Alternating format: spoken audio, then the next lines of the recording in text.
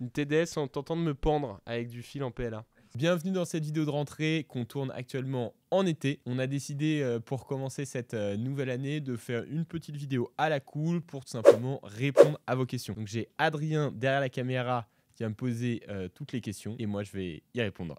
Exactement, salut Théo. On va commencer par une première petite question qui nous vient de Python Gaming Solo qui demande quelle est ton imprimante préférée. Mon imprimante préférée, ça change souvent étant donné que les machines évoluent pas mal. Là actuellement, je dirais que c'est la H2D. C'est quand même un sacré banger. Après, c'est très cher, mais quand on l'a dans les mains, on est quand même bien content. Ok, trop cool. On avait un autre abonné aussi qui nous demandait quel est l'objectif pour nous cette nouvelle année. Alors, l'objectif pour nous, là on commence direct dans le, dans le dur. Sur la chaîne YouTube, ça serait d'améliorer encore une fois la qualité de production. Accused killer Luigi Mangione back in court today. This time facing federal. Mardi 5 janvier 2010, Las Vegas. Les inventeurs et les entrepreneurs du monde entier sont présents. On va essayer de faire des reviews qui vont être peut-être plus courtes mais plus condensées. On a fait pas mal de reviews qui étaient peut-être un peu trop longues à mon goût. Continuer les histoires sur l'impression 3D. On avait fait des histoires de vol, etc. Avec des mecs qui avaient utilisé l'impression 3D, les nouvelles technologies. Continuer ce genre de contenu. Après, on a aussi récemment ouvert une nouvelle chaîne YouTube sur le drone. Si tu as un drone de moins de 250 grammes, il est donc classé en C0. Ok, on parle plein de belles choses à venir encore. Et on y était cette année. Il y a une abonnée d'Instagram qui nous demande si on sera à nouveau là au salon 3D de Lyon. Alors ouais, carrément, ça fait 2 fois qu'on est au salon. Et là, on sera probablement une 3e fois dans ce salon. Après, c'est vrai que c'est beaucoup de travail pour préparer le salon. Si jamais vous voulez aller au salon de l'impression 3D l'année prochaine, n'hésitez pas à nous envoyer des messages. Je crois qu'on pourra vous offrir des places. On a une petite question sur l'équipe qui demande, on nous demande combien on est dans l'équipe. C'est plusieurs abonnés sur YouTube qui nous ont demandé ça. Est-ce que tu peux nous dévoiler ce grand secret? Ouais, écoute, on est pas mal maintenant dans l'équipe parce qu'on a déjà beaucoup de formateurs. On a je dirais une quinzaine de formateurs. Après, il y a un roulement, que ce soit des formateurs sur l'impression 3D FDM, résine, Blender, Fusion, enfin bref, tout le monde a chacun ses petites spécialités. On a aussi des mecs sur le fraisage, sur le laser. Comme vous le savez peut-être, on a donc ouvert des formations au pilotage de drones. Donc on a aussi des dronistes professionnels qui sont formateurs. Mais sinon, on a quasiment 4 monteurs entre la chaîne DIY et la chaîne drone. Une équipe commerciale, donc si vous faites une demande d'infos, vous allez tomber sur ces gars-là. Ils sont 4 et après l'admin, 4 aussi. Donc ça commence à faire beaucoup. Question un petit peu indiscrète. Oh là là, je vois la question arriver. Combien est-ce que vous gagnez? Grande question, combien on gagne? Faut savoir que nous sur YouTube, donc je le dis à chaque fois qu'on fait une vidéo review, on refuse systématiquement d'être payé par la marque pour pouvoir garder notre indépendance et dire honnêtement ce qu'on pense de la machine. Le seul truc qu'on accepte, c'est que la marque nous envoie en avant-première la machine ou gratuitement la machine, sachant qu'on leur dit clairement que si on pense que leur machine c'est de la merde, on leur dira, tu vois.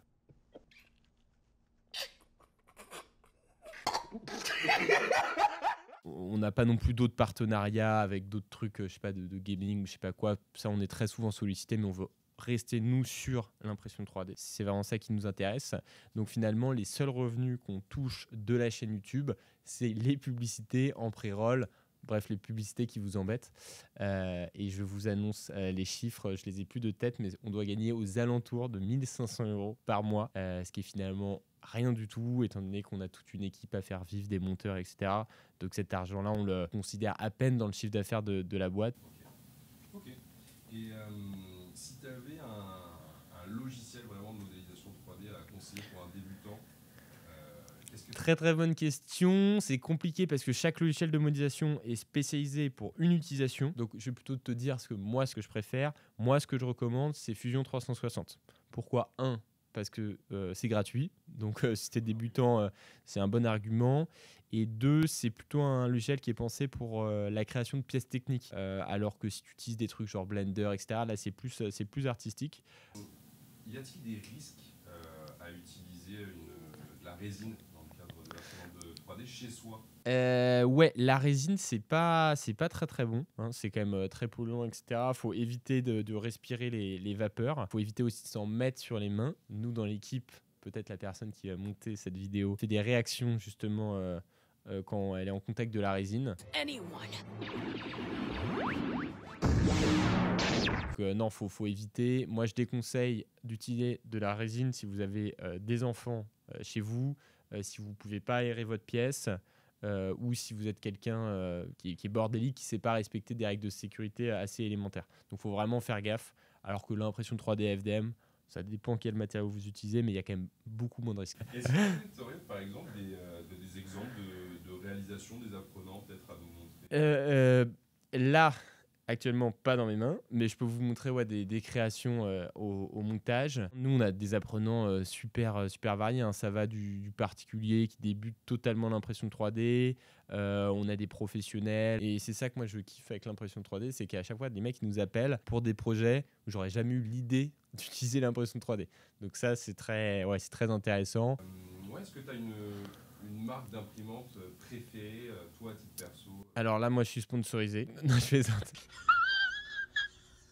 Une marque préférée à titre perso, moi j'aime bien Prusa pour le côté un peu maker, un peu printer authentique, ça j'aime bien. Bamboo, je trouve qu'ils font quand même du très beau matos et ils ont quand même bien dynamité le marché de l'impression 3D, donc c'est quand même assez agréable. Eligoo, très bon rapport qualité-prix. Nous, c'est vrai que dans nos formations, on bosse avec des machines Eligoo, les Neptune 4 Pro.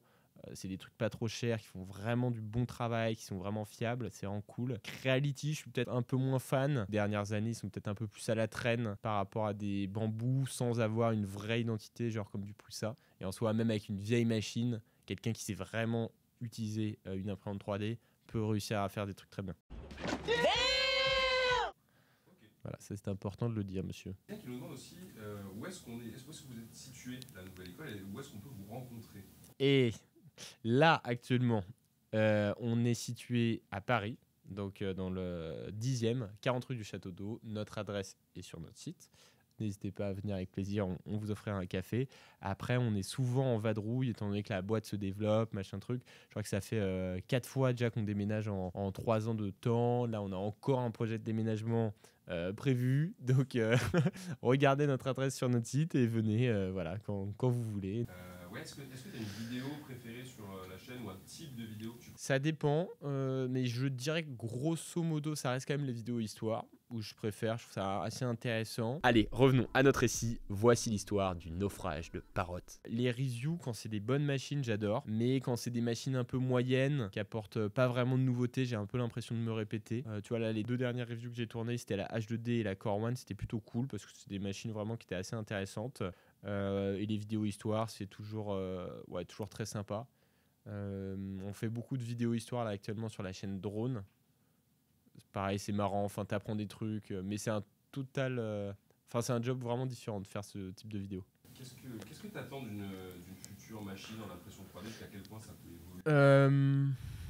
Alors moi, mes attentes au niveau des futures machines, c'est travailler vraiment la fiabilité, parce qu'on se retrouve avec là aujourd'hui des machines vraiment stylées, mais finalement dans un cas sur 10 ça foire, donc quand tu es un pro c'est vite relou.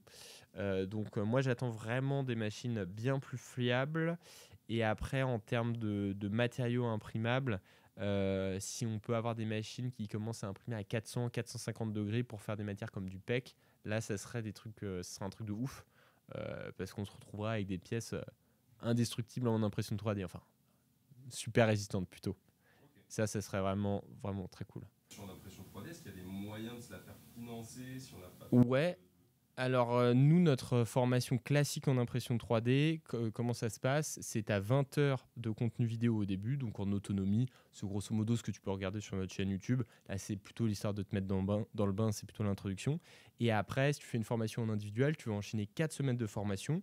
Et chaque semaine, tu auras une demi-journée en tête-à-tête avec ton formateur, donc c'est 4 heures, suivi d'un projet à réaliser en autonomie. Tu échanges comme ça pendant 4 semaines, et à la fin de tout ça, tu as un examen qui est reconnu par l'État, donc ça te permet de valoriser ton CV. Et après, tu as un système de Discord. Où, en fait, tu as un groupe avec tous nos anciens élèves où tu continues à avoir des échanges, etc.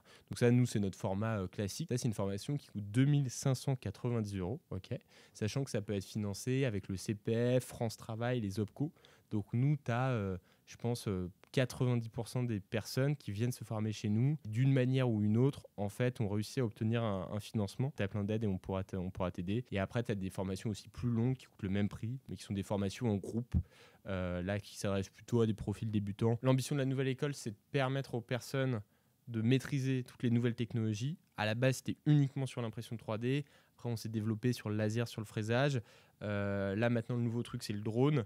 Mais ça reste en fait dans le même univers. Vraiment permettre aux personnes d'utiliser les nouvelles technologies de manière concrète. Et est-ce que toi, à titre perso, qui a quand même une appétence pour les nouvelles technologies, il y a une nouvelle technologie qui t'attire particulièrement sans en faire forcément le truc très à la mode, c'est évidemment l'IA. Et c'est comment tu intègres l'IA en fait, aux technos qu'on forme. Donc typiquement impression 3D. Là, tu vas avoir des imprimantes avec de plus en plus d'intelligence artificielle à l'intérieur, donc pour détecter les erreurs, ça c'est top. La modélisation 3D, tu as de plus en plus en fait, d'IA qui peuvent te modéliser en 3D des objets. Donc ça c'est trop cool, ça va être un gain de temps énorme quand tu fais de la modélisation. Est-ce que tu pourrais nous dire quelle est ta matière préférée en impression 3D? C'est bizarre comme question parce que tout dépend de ce que tu souhaites fabriquer. Il n'y a pas une matière universelle ou dans tous les cas c'est pas mal. Après, c'est vrai que j'ai mes petites matières préférées. J'ai mes petits chouchous. Moi, je dirais que ma matière préférée, c'est l'ASA. Ça a l'avantage d'être assez résistante, de tenir les UV, d'être pas trop cher, d'être désormais assez simple à imprimer avec des machines modernes. Non, merci dans ce cas-là pour toutes vos questions. N'hésitez pas si vous avez d'autres questions. Les commentaires sont ouverts. Nous, en tout cas, on va bien se reposer, arriver bien en forme pour septembre pour pouvoir vous faire des bêtes de vidéos.